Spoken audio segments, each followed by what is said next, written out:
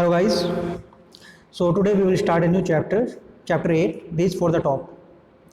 This is a very inspirational and motivational chapter and इसमें दो parts हैं.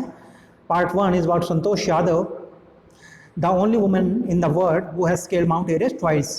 संतोष यादव एकमात्र महिला हैं ऐसी जिन्होंने 2 बार माउंट एवरेस्ट को फतेह किया, यानी उस पर चढ़ाई की है उन्होंने. 2 बार माउंट एवरेस्ट पे उन्होंने तिरंगा फहराया है. तो so this is a very inspirational real life story. And part 2 we will study about, in part 2 we will study about Maria Sharapova, Russian star tennis player. So both chapters or both real life stories are very inspirational and very motivational. So let's start chapter 1. Santosh Yadav. So Santosh Yadav जो हैं वो पहली ऐसी महिला हैं इस पूरी दुनिया में जिन्होंने 2 बार माउंट एवरेस्ट को फतेह किया है, उस पर तिरंगा झंडा फहराया है. So let's start. Before you read, think for a while and make a list of 3 to 5 persons you idolise or admire very much for their achievements. कुछ टाइम के लिए सोचिए और फिर 3 से लेकर 5 लोगों तक की एक ऐसी लिस्ट बनाइए, ऐसे लोगों की लिस्ट जिन्हें आप आइडलाइज करते हैं और एडमायर करते हैं उनकी अचीवमेंट्स के लिए, यानी जिन्हें आप अपनी प्रेरणा मानते हैं, आप अपना आइडल मानते हैं.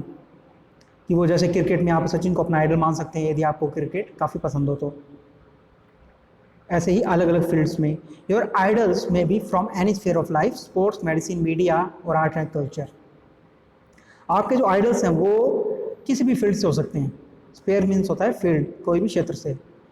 वो स्पोर्ट्स से भी हो सकते हैं, जैसे कि सचिन हो सकते हैं आपके आइडल. वो मेडिसिन की फील्ड से भी हो सकते हैं, वो मीडिया की फील्ड से भी हो सकते हैं, क्योंकि जैसे मीडिया की फील्ड से कोई आपका न्यूज़ एंकर हो या कोई भी प्रेजेंटर हो. और आर्ट एंड कल्चर, और वो आर्ट एंड कल्चर की फील्ड से भी हो सकते हैं, यानी फिल्म से, म्यूज़िक से, किसी भी इंडस्ट्री से हो सकते हैं. So let's start.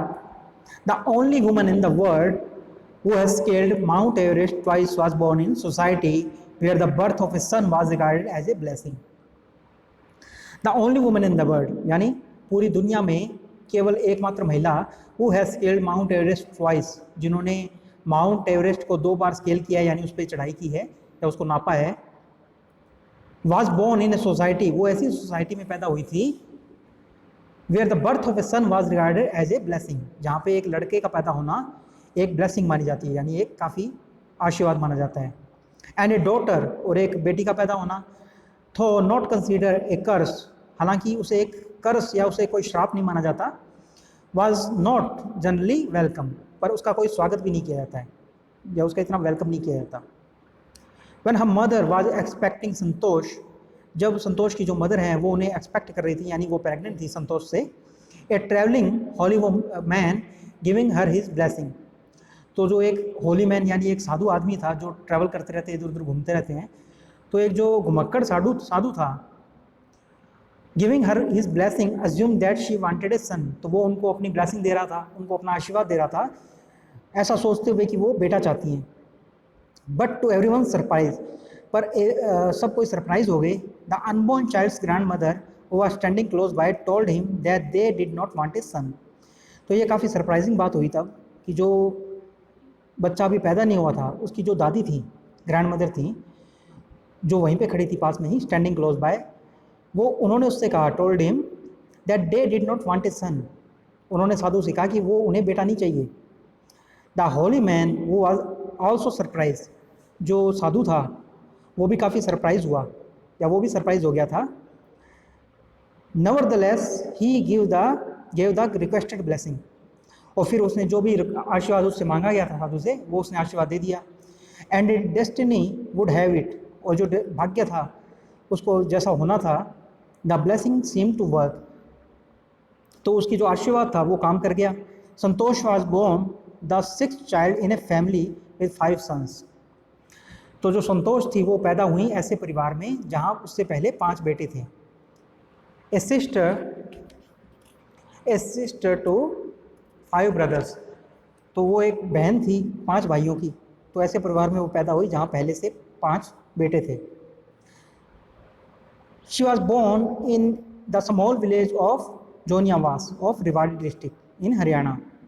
तो वो एक छोटे से गांव में पैदा हुई थी, गांव का नाम था जोनियावास, और ये रेवाड़ी डिस्ट्रिक्ट के अंदर है, हरियाणा में। हरियाणा स्टेट के अंदर रेवाड़ी नाम से डिस्ट्रिक्ट है, उसके अंदर जोनियावास नाम का एक गांव है। The girl was given the name Santosh, वो लड़की को जो नाम दिया गया था वो दिया गया संतोष, विच मीन्स कंटेंटमेंट। संतोष का जो मीनिंग होता है वो क्या होता है, वो होता है हैप्पीनेस एंड सेटिस्फैक्शन। संतोष आप जानते ही हैं, संतोष का मतलब होता है satisfaction, happiness with satisfaction. But Santosh was not always content with her place in the traditional way of life. Content means होता है सेटिस्फैक्शन, पर जो संतोष थी वो कभी भी सेटिस्फाई नहीं थी अपनी जो with her place in traditional way of life. जो ट्रेडिशनल यानी जो पारंपरिक जीवन था, जो रीति रिवाजों से भरा हुआ जो लाइफ होती है गांव में, उस लाइफ से संतोष कभी भी सेटिस्फाई नहीं थी। ट्रेडिशनल वे ऑफ लाइफ यानी जो गांव का जीवन होता है, जो ट्रेडिशंस होते हैं, वहाँ कल्चर होता है वहाँ का। She began living life on her own terms from the start. तो उन्होंने शुरू से ही अपने टर्म्स पे, यानी जो अपनी बात होती है उस पर ज़िंदगी जीना शुरू कर दिया, ऑन टर्म्स यानी अपनी शर्तों पे। तो संतोष ने शुरुआत में ही अपनी शर्तों पे अपना ज़िंदगी जीना, अपना जीवन जीना शुरू कर दिया था। वेयर अदर गर्ल्स वोर ट्रेडिशनल इंडियन ड्रेसेस, जहाँ पे जो दूसरी लड़कियाँ थी इंडियन, जो ट्रेडिशनल इंडियन ड्रेसेस पहनती थी, संतोष प्रेफर शॉर्ट्स, जो संतोष थी वो शॉर्ट्स प्रेफर करती, यानी वो शॉर्ट्स पहनती थी। लुकिंग बैक शी से नाउ, अब पीछे देखते हुए वो कहती हैं, यानी संतोष अब ये बात कहती हैं जब वो पुरानी बातें याद करती हैं, from the very beginning I was quite determined, कि शुरुआत से ही मैं एकदम डिटरमाइंड थी, यानी क्लियर थी मेरे माइंड में। डिटरमाइंड होता है एकदम जिनका माइंड क्लियर हो कि उन्हें क्या अचीव करना है, लाइफ का गोल क्या है, एकदम clear. That if I choose a correct and a rational path the others around me had to change not me. तो संतोष हैं वो कह रही हैं, अपने जो पीछे के पुराने दिन याद करती हैं, तो संतोष अब कह रही हैं कि मैं स्टार्टिंग से ही बिल्कुल क्लियर थी अपनी लाइफ में, बिल्कुल डिटरमाइन थी एकदम, कि अगर मैं एक राइट पाथ चूज़ करती हूँ और एक रेशनल पाथ, यानी जो एक लॉजिकल पाथ हो, तो जो आसपास के लोग हैं, अदर्स अराउंड मी, तो जो दूसरे लोग हैं, मेरे आसपास के लोग हैं, had to change not me, उनको चेंज होना होगा, मुझे चेंज नहीं होना होगा। तो संतोष यहाँ पे कह रही हैं कि मैं शुरुआत से ही अपनी लाइफ में, यानी लाइफ जब शुरू हुई थी तभी से एकदम क्लियर थी कि अगर मैं सही पाथ चूज़ करती हूँ अपना, जो कि लॉजिकल भी हो, रेशनल हो, तो जो आसपास के लोग हैं उनको चेंज होना होगा, मुझे चेंज नहीं होना होगा।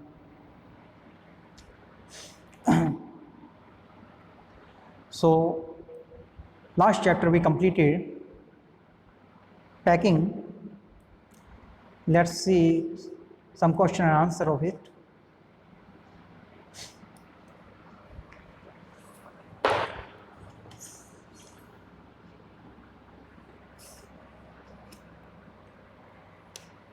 Discuss question number 3 of chapter packing.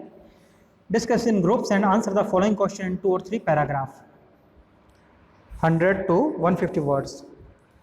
तो आपको ये क्वेश्चन के आंसर करने हैं 100 to 150 वर्ड्स में। Question number 1, of the 3 Jerome, George and Harris, who do you think the best or worst packer? Spot your answer with details from the text. तो हमें ये चैप्टर से पढ़ के देखना है, ये हमने चैप्टर में पढ़ा है कि इन तीनों में से, यानी जेरोम, जॉर्ज एंड हैरिस में से सबसे अच्छा और सबसे बुरा पैकर कौन कौन था। तो हम यहाँ पे देख सकते हैं इस चैप्टर को हमने जैसे ही पढ़ा है कि जो जॉर्ज और हैरिस थे वो तो काफ़ी बुरी पैकिंग करते थे, वो तो बिल्कुल भी अच्छे पैकर नहीं थे, पर जेरोम है, उन्हें हम कह सकते हैं वो कुछ ठीक पैकिंग कर लेते थे। स्पॉट योर आंसर, तो हमें चैप्टर में ये पढ़ा ही है। So Jerome commits many mistake, जब जेरोम ने भी काफ़ी मिस्टेक्स की थी while packing the bag. First of all he forget to pack the boots in the bag, सबसे पहले तो वो जो बैग में अपने बूट्स पैक करना भूल गए थे। Then he get confused whether he has packed his toothbrush or not, फिर वो कंफ्यूज हो गए थे कि उन्होंने बैग के अंदर अपना टूथब्रश पैक किया या नहीं किया। When he finally shut the bag, और जब उन्होंने फाइनली अपना बैग शट किया था, he remembers that he has packed his उन्होंने अपना जो स्पेक्टिकल्स थे, जो चश्मा था उनका, वो भी उन्होंने उसके अंदर पैक कर दिया था। Then he has packed his spectacles in it.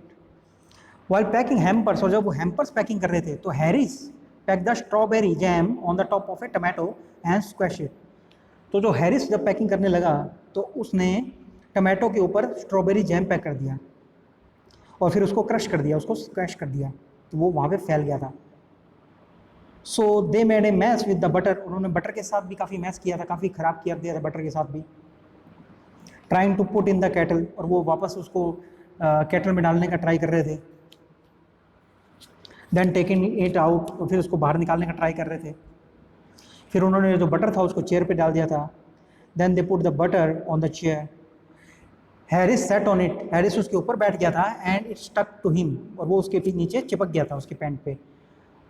While everyone search for the butter, जब सब लोग बटर ढूंढ रहे थे, they prove themselves to be noised by packing the pies at the bottom and put heavy things on top. फिर वो एक दूसरे जब बटर को ढूंढने की ट्राई कर रहे थे, ये सब चीज़ें बताती हैं कि वो पैकिंग उन्हें बिल्कुल भी नहीं आती थी। एंड दे प्रूव देमसेल्फ, उन्होंने अपने आप को प्रूव किया था टू बी नॉइसिस, मीन्स वो नौसीखिए थे बाय पैकिंग करने में। फिर उन्होंने पाई थी जो उसको नीचे पैक कर दिया था, they pack the pie at the bottom and put heavy things on the top, और उन्होंने उसके ऊपर भारी सामान डाल दिया था पाइस के ऊपर। दस स्मैशिंग द पाइस, जिससे जो पाई थी, जो कचौरी की तरह की चीज़ होती है एक, वो स्क्वैश हो गई थी, क्रश हो गई थी। Montmorency added to their woes by making things more difficult, जो मोंटेमोरेंसी था, जो डॉग था उनका, उसने उनके लिए जो डिफ़िकल्ट कर दिया था काफ़ी कुछ चीज़ें, क्योंकि वो भी बीच में आ रहा था, जिससे वो कभी गिर जाते थे, कभी कुछ हो जाता था, वो सामान के बीच में आ रहा था बार बार। Thus all three of them ended making a completeness of the task of packing. तो उन तीनों ने मिलकर जो पैकिंग की टास्क थी वो कंप्लीट की थी। तो इन सब के बीच में हम कह सकते हैं कि जो जिरोम थे वो कुछ ठीक पैकिंग कर लेते थे। Among them Jerome could be considered the better one, उन्हें कुछ हम ठीक कह सकते हैं कि वो ठीक ठाक पैकिंग कर लेते हैं। How did Montmorency contributed to the packing, Montmorency ने किस तरीके से कॉन्ट्रीब्यूट किया था पैकिंग में। ये हमने चैप्टर में देखा है कि मोंटेमोरेंसी था, उसकी तो लाइफ का जो गोल ही था, जिरोम बता रहे हैं कि Montmorency was in it all, Montmorency वही था सब जो पैकिंग हो रही थी। Of course Montmorency's ambition in life is to get in the way and be sworn at, तो मोंटेमोरेंसी का लाइफ का यही अम्बिशन था कि वो बीच में आ जाए रास्ते में और उसको डांटा जाए। If he can swim in anywhere he particularly is not wanted, तो वो ऐसे घूमते हुए पहुंच जाता था हर कहीं जहाँ भी उसको नहीं चाहा जाता था, यानी जब लोग नहीं चाहते थे कि वो वहाँ पे आए तो वहाँ पे आ जाता था वो। And be a fact nuisance, और एक परेशानी का कारण बन जाता था वहाँ। एंड मेक पीपल मैड, लोगों को पागल कर देता था वो। And have things thrown at his head then he feels his day has not been wasted, और जब लोग उसकी सिर पर चीज़ें फेंकते थे, जो भी ये जैसे आप फेंक रहे हैं यहाँ पे, हैरिस फेंक रहा है उसके सर पे एक फ्राइंग पैन, तो तब मोंटेमोरेंसी यानी कि जो डॉग है इनका पेट है, उसे लगता था कि उसका लाइफ का जो गोल है वो अचीव हो गया है और उसकी लाइफ का ये डे है जो ये वेस्ट नहीं हुआ है। To get somebody to stumble over him, वो किसी को किसी के आगे आ जाता था, वो लड़खड़ा के गिर जाता था उससे। And curse him steadily for an hour, और 1 घंटे तक उसे लगातार कोसता रहता था। Is is highest aim and object, तो ये मोंटेमोरेंसी की लाइफ का हाइएस्ट एम था, ये एकमात्र एम था उसका, गोल था उसकी लाइफ का। And when he has succeeded in accomplishing this, तो जब वो उसको ये मिल जाता था या सक्सेस हो जाता था वो ये अचीव करने में, हिज कॉन्सीट बिकम क्वाइट अनबेरेबल, तो उसकी जो कॉन्सीट थी यानी उसका जो प्राइड था इस चीज़ में, वो क्वाइट अनबेरेबल हो जाता था, यानी बिल्कुल भी बर्दाश्त से बाहर हो जाता था। He came and sit down on things, वो आकर चीज़ों पर बैठ जाता था। Just when they wanted to be packed, जब वो उन चीज़ों की, उन थिंग्स की जरूरत होती थी पैकिंग के लिए, तो वो उन पे आके बैठ जाता था। And he laboured under the fix believe that whenever Harris or George reached out their hands for anything it has his cold them nose that they wanted, तो जब भी वो ऐसा एकदम फिक्स कर देता था या इसके लिए काफ़ी मेहनत करता था वो, कि जब हैरिस और जॉर्ज किसी चीज़ को लेने के लिए हाथ बढ़ाएं तो उनके हाथ में उसकी कोल्ड डैम्प नोज ही आए, जो को ठंडी उसकी गीली नाक है वो आए। He put his legs into the jam, उसने अपनी जैम के अंदर अपनी जो पाँव था लेग डाल दी उसके अंदर। And he worried the tea spoon, और उसने टी स्पून थी जो वो फैला दी थी। And he pretended that the lemons were red, और उसने ऐसे प्रिटेंड किया कि जो लेमन्स हैं वो रेड हैं। And got into the hamper, फिर वो हैम्पर में घुस गया था, हैम्पर जो बड़ी टोकरी होती है खाने की, and killed 3 of them before Harris could land him with the frying pan.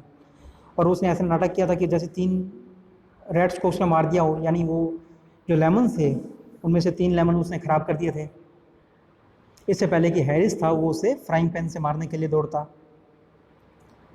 तो मोंटेमोरेंसी जो डॉग है, इनका पेट है, उसका यही कंट्रीब्यूशन था कि उसने काफ़ी परेशान किया था उन सबको।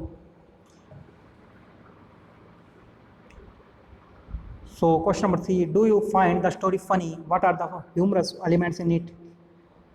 तो ये स्टोरी थी जो पैकिंग, क्या ये आपको फ़नी लगी थी? तो ये काफ़ी फ़नी स्टोरी थी। What are the humorous elements in it, इसके अंदर कौन कौन से जो एलिमेंट्स थे वो ह्यूमरस थे। Pick out at least 3, think about what happens as well as how it is describe. तो हमें 3 ऐसे जो ह्यूमरस एलिमेंट्स हैं, ह्यूमरस पॉइंट ढूंढने हैं इसमें से जो फ़नी हो। तो काफ़ी फ़नी एलिमेंट्स थे इस स्टोरी के अंदर।